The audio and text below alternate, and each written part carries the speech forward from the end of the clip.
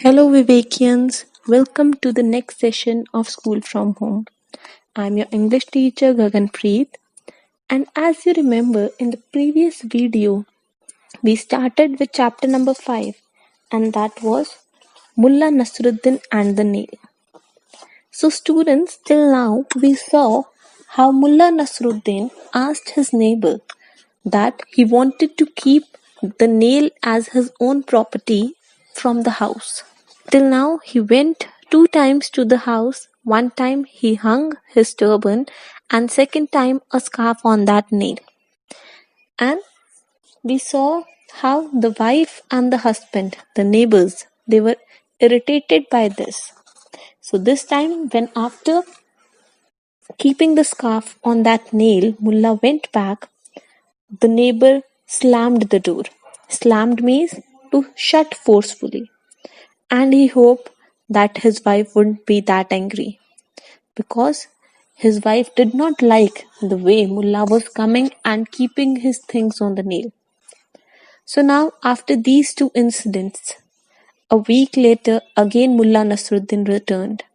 He bowed towards the nail, means he prayed, he worshipped that nail.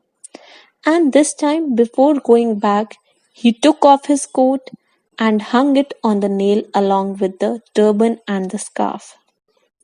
So now when third time this happened, the wife became furious. Furious means extremely angry. And she upbraided her husband, means scolded her husband. That see what he's doing. He's taking advantage of our kindness. Or we can say the advantage of our weakness. Because we had allowed him to keep that nail, that is why he's able to irritate us this way. But there was no way out. The unhappy husband, he chewed the end of his mustache because he was not finding any solution. So in that agitation, he did that. And he said that we agreed that he can do whatever he wants with the nail. But now the nail is full. So you don't have to worry. Now what else he could do? Now after this, both of them settled it down. But again, the next day Mullah showed up. The man, when he saw Mullah, he tried to keep the door shut because he knew that again something will happen. But before man could shut the door, Mullah had stepped inside. And now nothing was going to stop him from worshipping his nail. And when he saw Mullah, he said, "Oh God, you again. I do hope this is the last time." And he was a bit worried that what would happen. And Mullah said, possibly it could be the last time. And he entered, and this time he brought with himself a sack full of cow dung.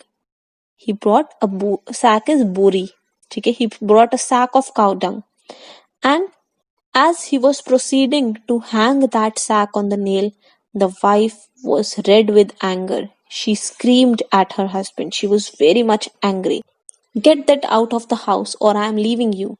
So the wife scolded the husband and wanted that bag of cow dung to be out of the house.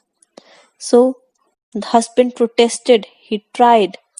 That Mullah is not able to do that because Mullah had gone too far. But Mullah very peacefully, very calmly said, "But you signed the contract, good neighbor." And he reminded him that he himself had signed that contract. And well, now what they decided is that they'll have a council of elders who will make a ruling. Like panchayat system we have, same way he said we'll gather some village elders and they'll decide that what to do next. Soon assembly of all the wise men of the village was called. They came together and the neighbor explained the situation with smearing with few wisps of his bristling mustache across his upper lips. So now the neighbor, he tried to explain the situation his own way. And he was very angry, he was anxious, he didn't know what to do. The mullah simply presented the contract. He didn't say anything, he presented the contract in front of the village elders and he didn't utter even a single word in his defense, in his favor. The wise men, they studied the contract and they said that Mullah was perfectly entitled to do as he wished with the nail. So they said that according to the contract, Mullah had all the rights to do whatever he wanted to do with that nail. And there was nothing mentioned in the contract about the restrictions that how the nail should be worshipped. So now Mullah had all the power, he could do the worship the way he wanted. And the case was dismissed, and the neighbor went back home dejected. He was sad, he was depressed because he lost that case. So, after long argument with the wife and sleepless night, he at last begged Mullah to buy back his home because he knew that this way Mullah would not let him live. He'll do something again next time. So he requested Mullah to buy back his house. Mullah agreed, and the two neighbors, the husband and the wife, they moved out of the house as quickly as they could. And Mullah again was able to enjoy the house, the nail, and in this whole incident, he made a good sum of money. He took advantage of the incident and he got a lot of money. So, students, I hope the chapter is clear to you, and I hope you enjoyed how Mullah used his wits, his presence of mind, his intelligence, his tricks, and how intelligently he was able to get back his house and also at a profitable price.